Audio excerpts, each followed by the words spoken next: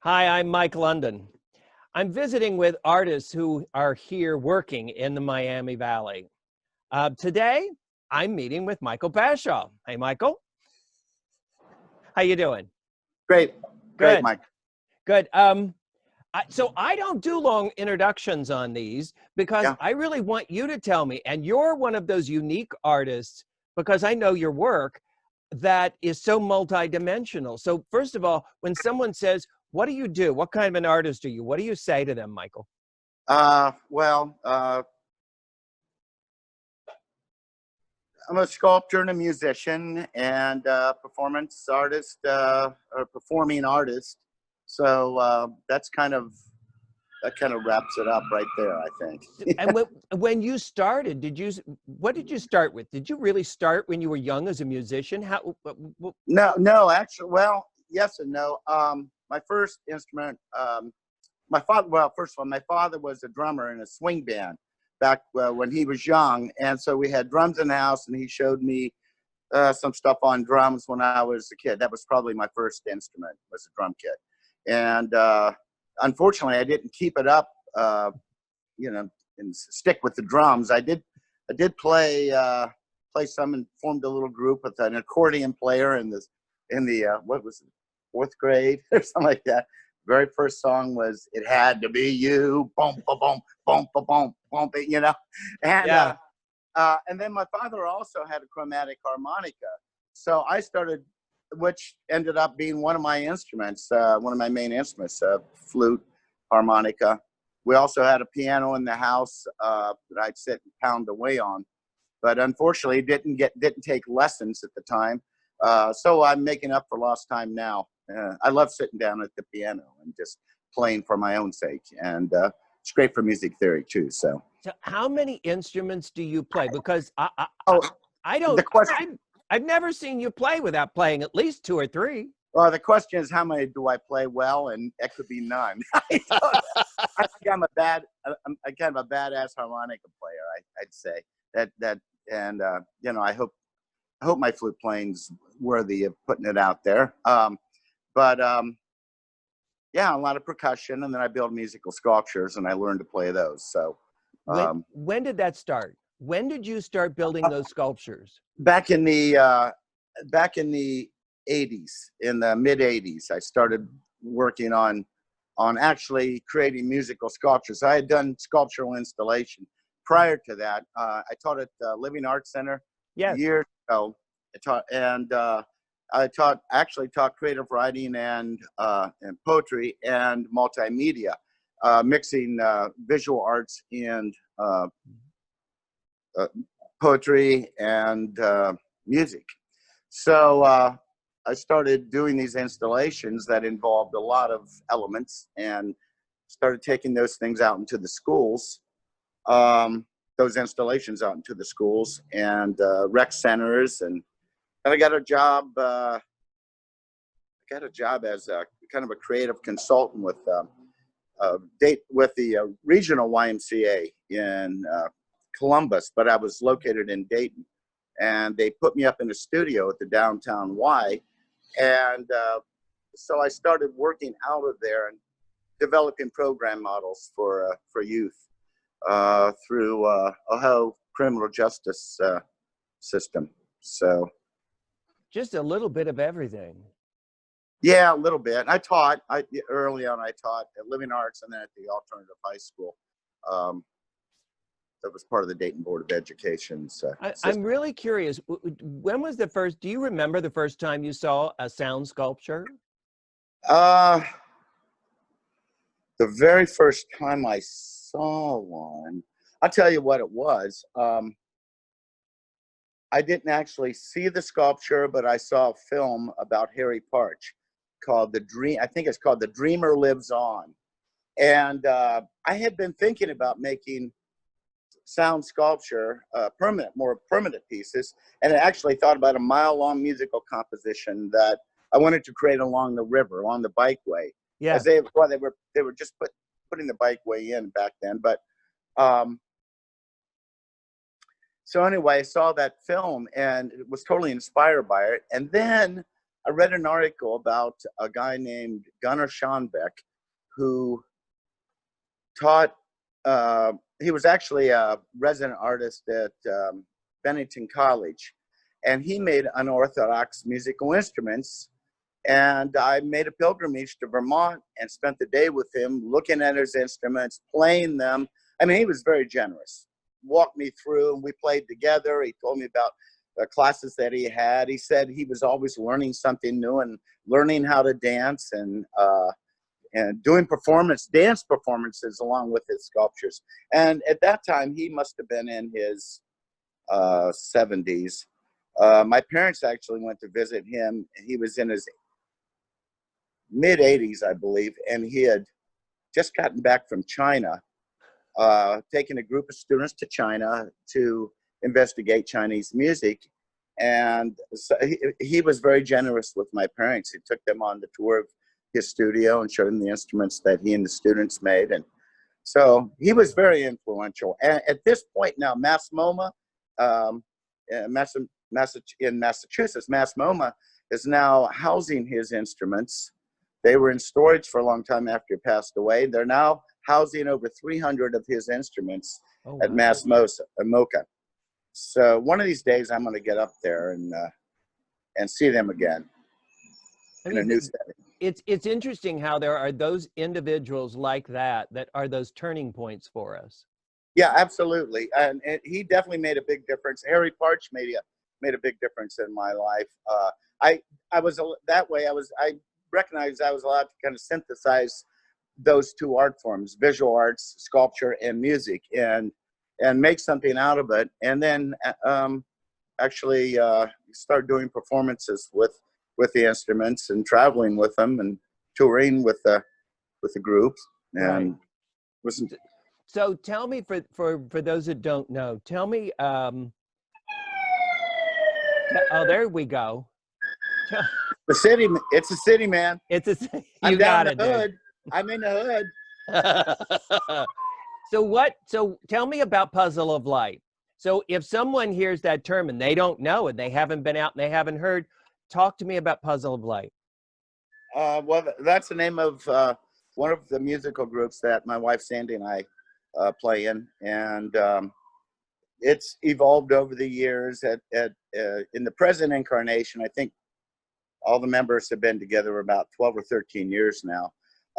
We have Sandy Bashaw on guitar, vocals, and she's a really fine songwriter, and we perform a lot of her music in the group too. Yeah. John Taylor, who's a musician, drummer, bass player, guitar player, keyboard player, teaches down at the conservatory in Cincinnati, and is just been great to work with. You always learn something new from John. Richard Roll on bass.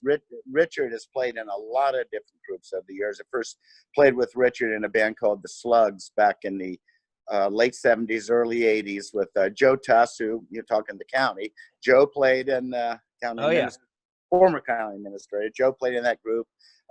Poet extraordinaire Jim Dwyer was kind of the lead singer and shaman and in that group, and but Richard played bass, Zach Zunis guitar, Nancy Wright saxophone, Marty Maynard played trumpet. A lot of different players came through that group, and we had several incarnations of the Slugs as well. But anyway, Richard played in the Slugs. I was in a group with really fine guitar player Terry Taylor and his son Timmy Taylor, who played bass with us early on when he was just 16. And at the end of that 10-year run of the Bridge, we called the group the Bridge.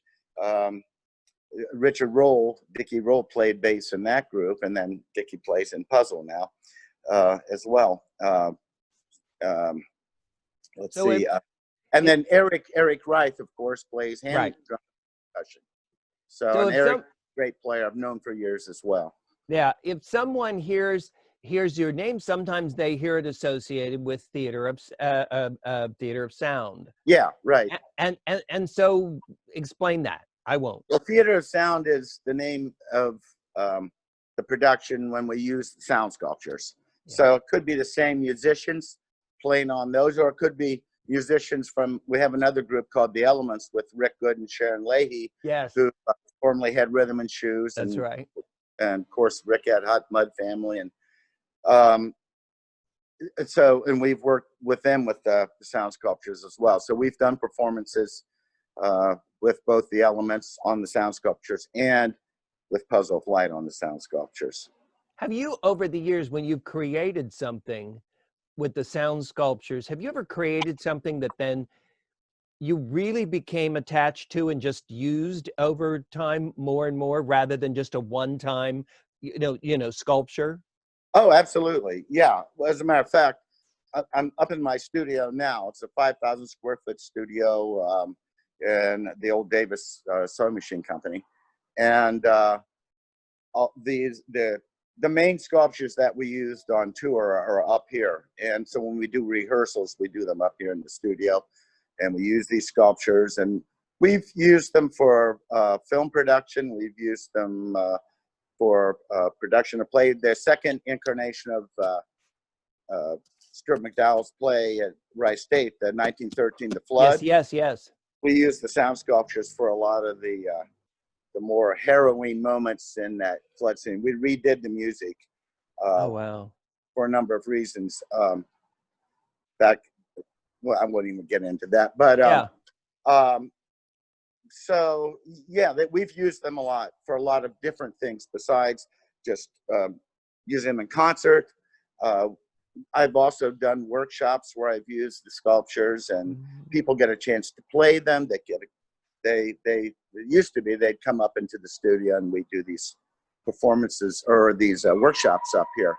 I remember Dartmouth Treatment Center over on Salem Avenue. Dennis Stewart, who used to have the Walnut Hills Bar. Yep. Dennis would once a month bring a group up to the studio for music workshops, they were more creativity workshops where we utilized the sculptures.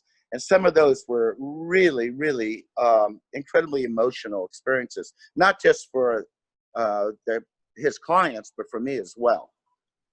Very powerful experiences. That's great. So yeah, we've used them. We continue to use them and do recordings with them, and hope to do more performances with them down the line. Unfortunately, we had to cancel a performance we were going to do this spring at the Dayton Theater Guild. We've done the 3 performances at the Dayton Theater Guild every early summer, and using the sculptures, Theater of Sound, and maybe next year we'll see. Yeah, there's so much for so many of us. For those who are watching, we're recording this during after the kickoff, if you will, of this pandemic, and so many things are closed down for all of us, and we're trying to be safe, which is why Michael and I are talking like this and not talking as we have in the past, face to face. Right. So have I work with a lot of writers, and one of the things that I've been talking to them about is just to take advantage of the time that they have. What have you been doing during this? Well, get up in the morning, have some coffee. I have a straw bale garden. I go out and water the garden. Sandy and I would every morning we would practice some songs that we plan to do a little Zoom presentation with eventually, or a YouTube presentation. Yeah. So we would do that. Then I'd eat some breakfast and shower, and then get to the studio. And then I've been working on a sculpture commission up in my studio. So I would get to work on that. But before I did that, I had to get my studio back in shape so I could really work again on that particular kind of sculpture. So I had set up for some projects I created for the public library, and also for one of the area hospitals, South Miami Valley South. I did a work for them. So I wasn't working in steel at all for either one of those. So I had to set my studio up to work in steel and get it really safe to do that. So I created a welding booth, recreated a welding booth, and put metal back down on the floor and made it safe to do that kind of work. And so I did that for about 2 months. getting the studio really prepared, got rid of a lot of clutter, dumped a bunch of stuff that I had up for years and didn't have time to work on. So threw a lot of stuff away, recycled some things, still organizing spaces, workspaces for different types of work.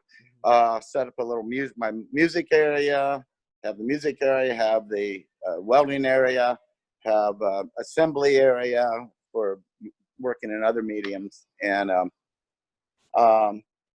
kitchen area. So you've been busy. I've been busy every day. Yeah, it's been great though being able to do that. To have the time to do it, stuff I would like to have done 5 years ago, just couldn't get around to it. So And now you don't have a choice in some ways. I don't have a choice, but what's great, I get a lot of practice into, working on my playing and keeping my chops up, and working on doing some music collaboration with a friend out in Seattle, and so. Yeah, this isn't going to be forever. No, we know that. So those of us who are artists, we need to take this time to do exactly what you're talking about. We need to work on our work. Yeah. Have you been getting some work done yourself? Yeah, as a matter of fact, I've been working on a project. We're doing this on Zoom, and I'm telling you, we all know how Zoom has been saving our rear ends for many of us. Yeah. And so I'm working on, I won't go into detail because this isn't about me, but I've been working on a project overseas with some friends of mine and colleagues in London. That's where I went to school, and I still, So we had something, and a couple of months ago, one of my friends, she's like, "Oh, we have to do this. I want to do it," and I'm like, "Okay." So we work back and forth, and so I'm working on that and 3 or 4 other different things as well. Now I've canceled the teaching, so that'll come back in the fall, and it'll be on Zoom instead. Do you know what I mean? So I have to have the time to prepare it. As a matter of fact, I had a meeting with some writers last night about what I was going to do and when I was going to do it and how I'm going to do it. So yeah, and I've been talking with a lot of writers about their work. So I've been busy too. When I've not been working at the county, I've been getting ready for the other work, that's my artwork and my writing and everything else. So yeah, it's been an important time, especially for those of us who realize the value of that time, to take it right now. You're in your studio, so I'm going to ask you, do you mind? Can you give us a tour? I mean, there are going to be people that can't even imagine. I mean, I've seen it, but I mean, seriously, could you take us around? I'll take you around. I have to warn you that there are windows on 3 sides. I'm on the top floor of the building, and so there may be some backlighting. Yes. And some silhouetting going on, but I'll try to give you a sense of the space, and some of the work. That would be great. Yeah, I mean, that's so cool. Thanks, Michael. Yeah, just show us around. We know there'll be a little glare and sun, and we're cool. Okay, so my bookshelf, Yeah. And out the window here, we're looking over the east end out there. I don't know if you can see. Yeah. Out there. Yes. Okay, now, I'm going to try to do this in a way that gives you a sense of what's here. Okay, a lot of backlighting. That's okay. So right over there, you hear some of the musical sculptures. That is amazing. Okay. So what is that? That looks like stainless steel? Yeah, this is a stainless steel instrument. If I could play it if I didn't have to hold the damn phone. So but that's the problem. It's not easy to play with one hand. Yeah, no, but they're beautiful. Thank you. So this right here, let's see. Yeah, that's the Monzathor. Monzathor is a string instrument. Yeah. And I love playing that instrument. It can be played in a number of ways. It's got really deep bass tones. It's a standing zither of sorts. Yeah. These are giant kalimbas. I made those back in '86. The Monzathor was '92. So there are these 3 giant kalimbas. They're part of a set, and 2 of them are tuned chromatically in different octaves, and the middle one's in a C minor scale. Wow. So then moving, here's another instrument similar to the stainless steel instrument. This actually does the same thing. We did a performance with an orchestra with the orchestra in Sarajevo.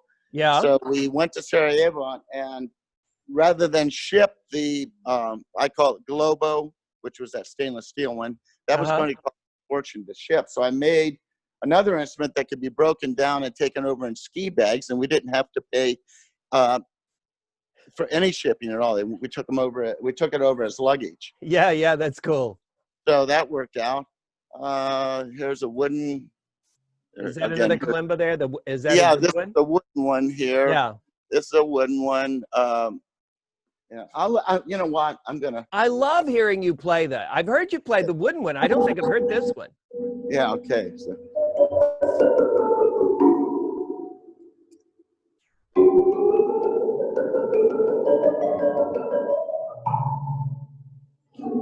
So there's a variety of ways you can play.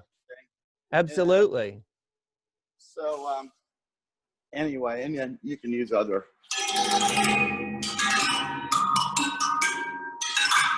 Okay. So then the wooden kalimba, you know. Yes. And then over here, there's let's see, gong sculpture. This is what's this? What's this tiered? Yeah. Yeah. These are discs that we did. These came from Green Heck Fan Company, and there's another instrument over here that utilizes them as well. Oh, I see it. Yes. Yeah, these discs came from Green Heck Fan Company. We did a concert at Wausau Performing Arts Center in Wausau, Wisconsin, and went up prior to the concert. Went through Green Heck, met with the chief engineer, and he let us go through the factory and tap on things and hear what things sounded like. And when we did the concert, I went up a week prior to that and created an installation with students in the lobby of the atrium of the Performing Arts Center. And then they gave me all this stuff. So I've got tons of this fabulous stuff. Check this out. That is so cool. This is going to be an experiment. I don't know what it's going to sound like.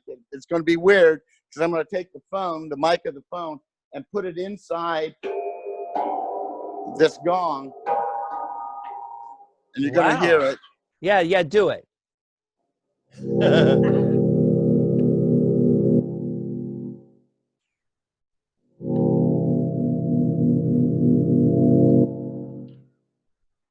There you go. I don't know if that picked up anything or not. It did, Michael. That's cool. So, and then, okay, this, let's see. I don't know if you can make this out because the backlighting, but this instrument right here, it's, okay, it's this,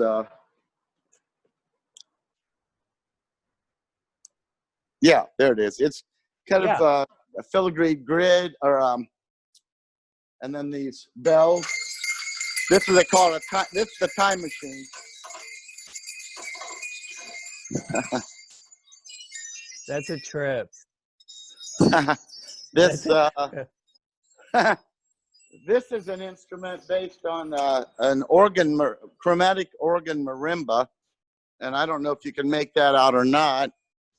Right there. Yeah. I see. Okay, so this is in a chromatic scale.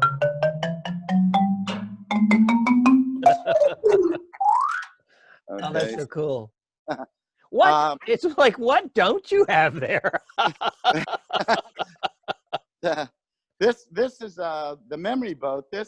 We did a collaboration with Rick Wood and Sharon Leahy when they had Rhythm and Shoes, and did a piece.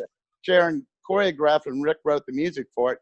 It was called "Do You Remember This?" And so I designed this sculpture to be assembled on stage as part of the dance. It was at Memorial Hall, and we sold that show out. I think 25,000 seats, or Wow. 2,500 seats. 20, yeah, 20, inflated a little. 2,500 Yeah, seats. yeah, yeah, yeah. We only did one performance, unfortunately. We've talked about reviving that show, and it would be lovely to do sometime. But anyway, so I'm moving along here. This is Yeah. What's this? this right here is Yeah. a sculpture. It's called Ball and Chain, and it can be modified by anyone. So you can adjust this. Oh, okay. This chain was actually a chain off of a manure spreader, I'm told.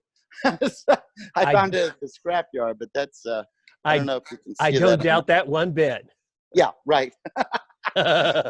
Anyway, and then these are a variety of sculptures here that just are up in the space, up in the studio. Yeah.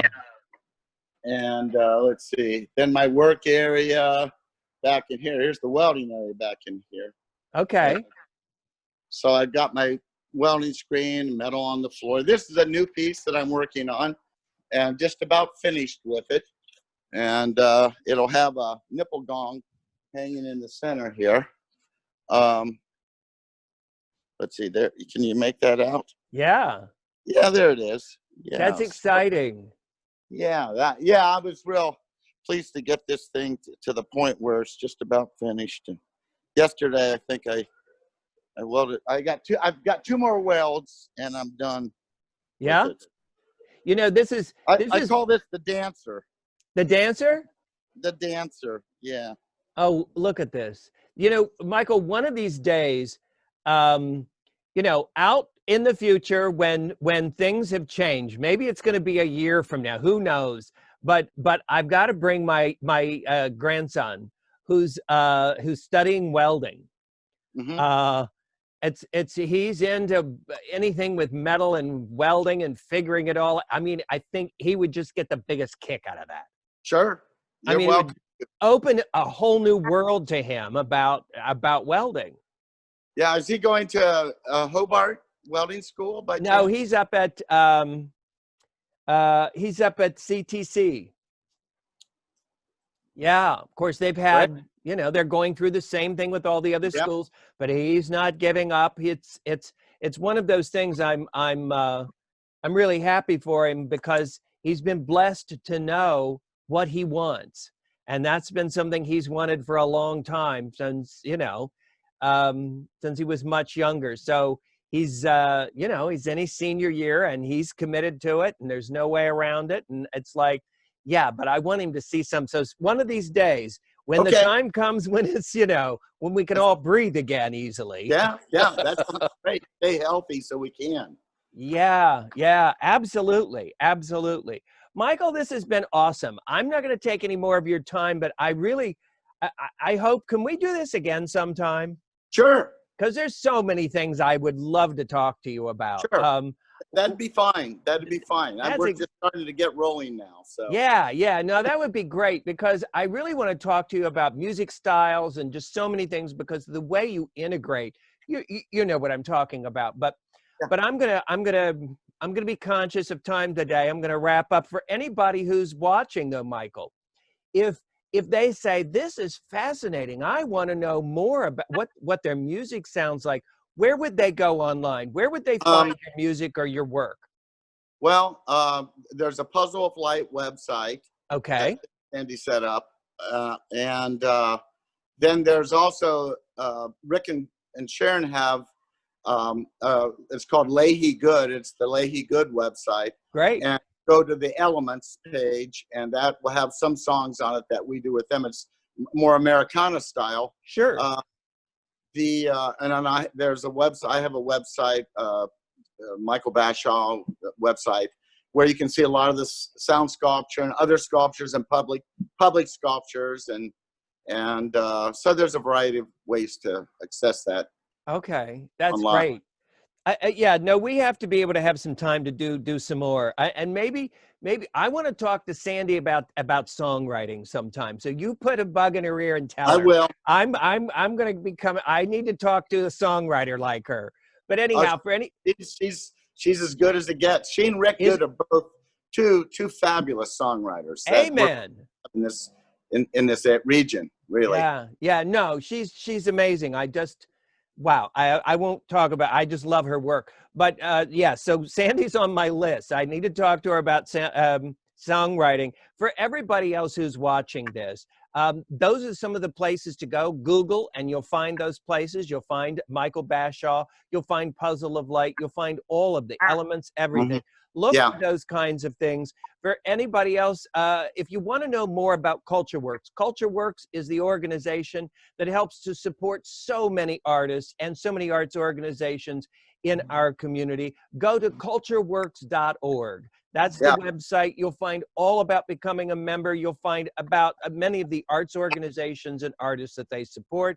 Now is the time, if there was ever a time to help support artists and to support the arts organization in our community, where we're just rich with the extent of and range of artists that we have. We're really rich, but We are. now's our time to support it.